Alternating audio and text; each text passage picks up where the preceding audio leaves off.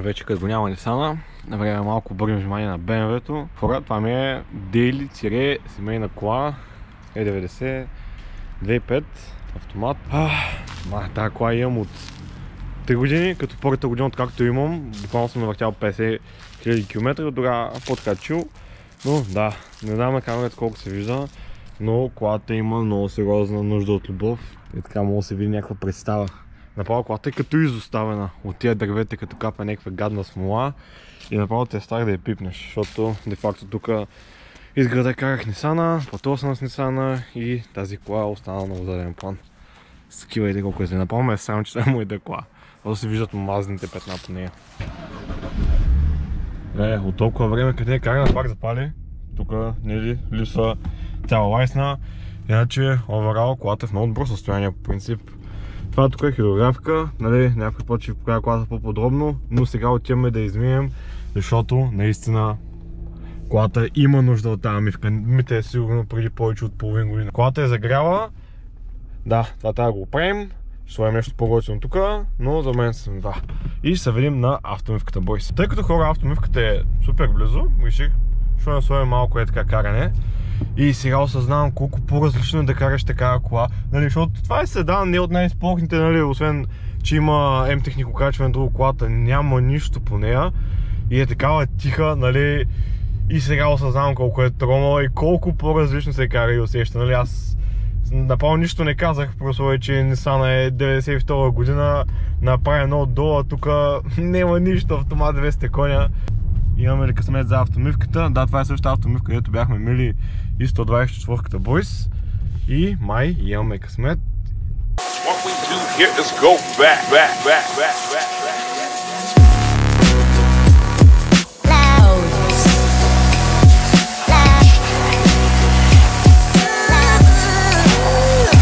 О, със сигурност е по-добре.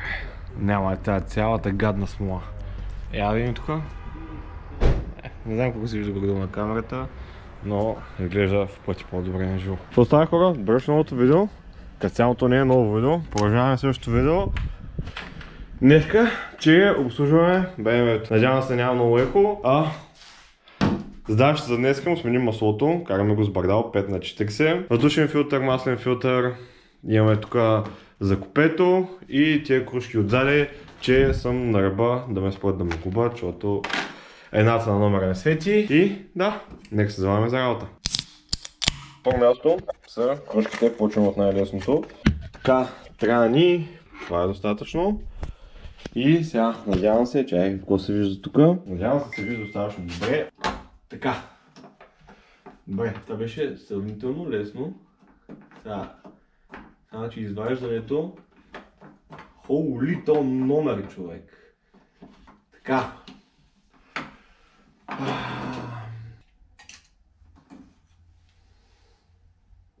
Не ми изглежда да изгорява.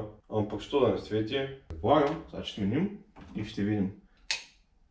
Така. И сега обратно навътре. Хоп. И... Оп. Не знам как се е видяло. Продължаваме с филтрите. Оп. Така. Време към интересните неща. Да, знам, тук е мръсно, тук олях масло като доливах, BMW харче, нали? Случва се, особено сега като е... Аз се обслужвам на 8000 км и в принцип дори не доливам, но сега лято я карах малко повече и се наложи да долия половин литър и точно тогава реших да духа с пърна вятър и съм омазал. Лечи си, надявам да не правя сянка, въздушен филтър и филтър за купето, като... Да, ще почнем от филтъра за купето, че е по-голям. За филтъра на купето е тази пластмаса, се маха 8 мм тук и тук, там по същия начин, къде взех колата имаш само 2, сега са 4, поне това е като хората. Съответно, това е филтър, който взех, в принцип имаше и по-ефтини, ама този с активен въглен, просто първият майстор каза, че е хубаво да се слага такъв, защото все пак годишен е това и да, не е толкова голяма разликата и с това нека се залагаме за работа. Ще оставим ето тук GoPro-то. Цяло, надявам се вижда. Аз се залагам да ги свалям.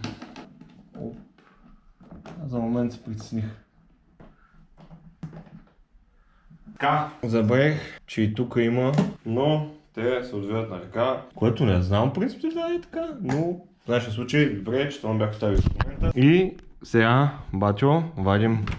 Оп, това е супер лесно. Много легносно. Като цяло очаквах да е по-зле. Този път сменяме местата, заставате. Ето тука.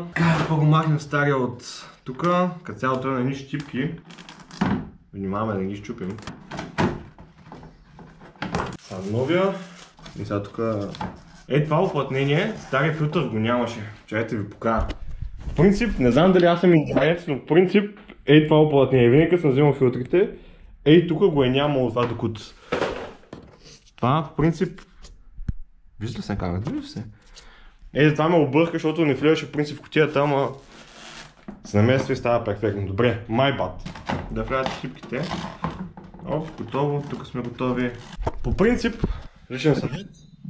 Ако имате подръчни материали, тук тези неща да се махат, нали ще изчистя гаража после, няма ядове. Но това е хубаво да се почисти, но не знам дали има някаква разлика, просто мен не ми харесва колко мръсно седи, ще го започнем с един парцал и че слагаме много филтър. Сега поставяме го обратно на мястото, където беше, обчайте, че не гледаме къде се случва с камерата. Така. Сега толкова. И това тук далечното. Готово. Така, бойс, време за въздушния филтър. Само да кажа нещо. С моят комплекс инструменти от Lidl с 20 лева, базикна се не от Lidl, ама с 20 лева. Реално забелязах нещо. При повечето коли, говорим визирайки BMW-та от щатите, те нямат тези отгоре на капаците. И реално се сваля целият Airbox. А доколкото знам, мисля, че на европейските модели може да стане и без да се сваля целият Airbox, но те първо ще разберем. Оп! Да! Holy shit, boys! Кивайте, дали не съм убил цялата екосистема, човек? И сега като замисля, що не си взех един K&N филтър, реално, но какво такова, нека ги смеяме. Пчели, уси, мухи, направо! И реално абсолютно същата чекийка излезе отвътре, само че не е толкова мръсна и аз трябва да го почистя тази гняз, бойс. Това не се замислих. Знаете ли какво осъзнах? Аз хубаво мързеливата, просто свалих отгоре капака и извадих филтъра и сега ще слова новия. Ходих догоре да вземам пръсмокачката, да го чистя това, бърсах го после и съзнах, че просто можеш да откачи от заден мав сензора и да си извадя, нали, целият филтър бокс, може да го измия, да го ударя после с въздуха, да си изсъхне и го слова. Аз се занимавах да обикалям по етажите, да ходя да вземам пръсмокачка и да, реално се замислям, че без значение дали европейски модел или какво, направо просто по-добре да се свали целият филтър бокс, да се изчисти, да се измие и да се съхне като се слои. Но, нали, какво да правим? Живеем и се учим. Слагаме филтъра и преминаваме после към маслото. Ето го типичният герой, Станчо от CD-саджията. Те така обичам да тръгват пробките от първия. Така, познал ли съм? Да, но. Той кит имаше и отдолу за пробката. Ма така, колко липсващи щипки има отдолу на пластмасата, направо нямам думи. Не ми тръгвай по ръце. Ако си истински майстор в сервиз, да, ние аматьорите са че и без. Защото и опръстена трябва да сменим ето тук. Са че и сменим. Копля, то няма опръстен това. Не мога да няма. Я виж? Не бе, има. Просто аз съм сляп. Защото гледам пред камерата. Да. Това трябва да е опръстен, бе. Да. Не, защото аз гледам през GoPro, те вика, какво стана, бе? Чакай, тук гледам самите пръсти нямам. Така. Вземеш една стружка, какви стружки да има пъти. Сега че вземем и малки отверки, да ги смеем. Такива малки гумички най-обичам. Значи, като си режеш пръстите от тях. Добре, по-правилно, ако някой вземе филтър за масло и го няма това. Оставаш на старите ли? Аз съм имал такива проблеми, да, ще ставам старите. Пръстени дифтунки стари, даже имам у вратата. Да, за дифтунките разбирам, ама сега... Ама дифтунката не мога да сложите един път, като се смачка. Не да го има. Какво яко? При мен това нещо се развива с два болта отстрани, е метално целото. Много е красив 90. Ама ти е малко на тебе така. Ама да, е малко. Да, помниш, преди 2 години студентски избях, защото слагаме тия бъбрици. 2 години, човек. Да, 100 литра масло, човек. Ама виж... Това има ли щека? Няма щека, наливаш 6,5 и се надяваш да е правилното. Не, реално има щека, ама трябва да запаля колата, да загрее малко, да дигне градуси и тогава ще разберем дали е малко или много. Мале, тия фарове, дали те не искат малко внимание, човек, гледай какви са гнусни. Интересен факт, обслужването е не само столу колкото на BMW-то, човек. Там е почти двойно по-малко маслото, такова е по-скъпо, човек. Баща им, що не сложи той такива? От тези кружки, да ги имаш. Шо аз му поръчах, купихме и ги затвърли го капиталци. Абе, давай ще мием, бе, давай, бе. Спокойно, бе, чакай да тръгне. Нема, бе, аз съм професионалист, бе. Това 5 литра ли тато или 4? Би трябва да е 5. 5 литра и 2 по един съм взел. Сега фърли едно около долу, ако не тече, значи сме се правили. Сега най-важното е да се запали и трябва да е тихо. Влез за пърти. Ирачка, паркинг, само копчето. Само копчето.